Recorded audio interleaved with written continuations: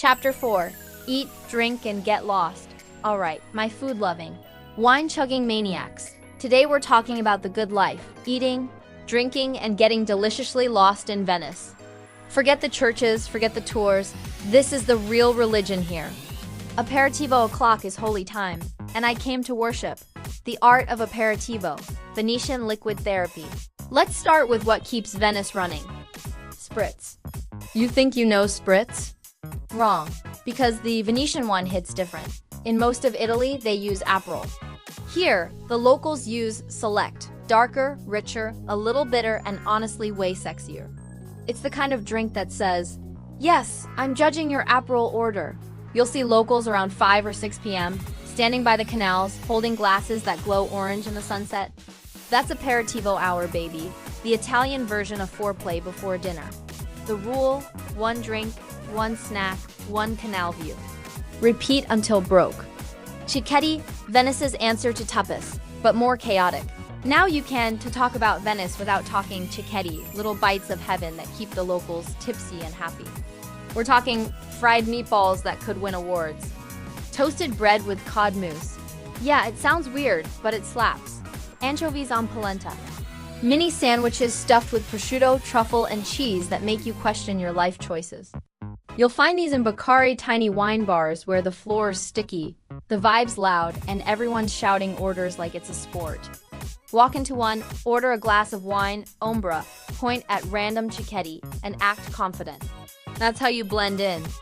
Pro tip: if you see locals eating standing up and laughing like old friends, that's your spot. Forget TripAdvisor. Follow the noise. The Baccaro crawl, Venetian bar hopping, but make it classy. There's no pub crawl like a Baccaro crawl. You drift from one bar to the next, drinking spritz or ombra, munching, talking, and pretending you're not getting drunk on €2 pours. Here's your must-hit list for the vlog. Cantina du Mori, the Age Baccaro. Dark wood, ancient barrels, and the ghost of Casanova. Seriously, he drank here. Osteria al Square, my personal favorite. You eat your Cicchetti while watching gondolas being built and repaired across the canal. Pure cinematic gold.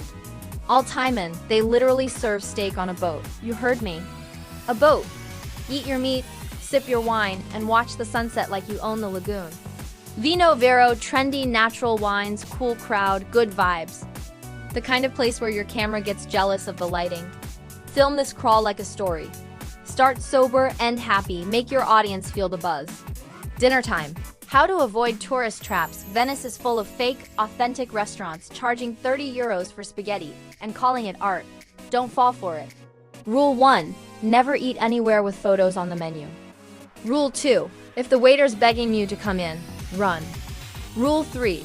Go where the locals go, which usually means hidden trattorias deep in Cannaregio or Dorsoduro. Try these instead. Osteria alla Staffa, near Castello. Tiny, affordable, real food. Trattoria da Fiori, not the fancy one. Proper Venetian classics. Anice Stellato, Cannaregio, next level seafood and candlelight. What to eat? Sard in sour, sweet and sour sardines. Bigoli in salsa, thick pasta with anchovy and onion sauce, trust me. Risi e bisi, Venetian risotto with peas. And yes, seafood everything. Venice smells like the sea for a reason. Pro tip for vloggers: film the food being served with ambient canal noise. No voiceover, just raw sound. Let Venice talk. Dessert, because you deserve it. You walk off dinner, read, stumble, and spot a gelato stand glowing like heaven itself. Venice gelato can be hit or miss, so go for the real ones, where you see metal tubs and not neon colors.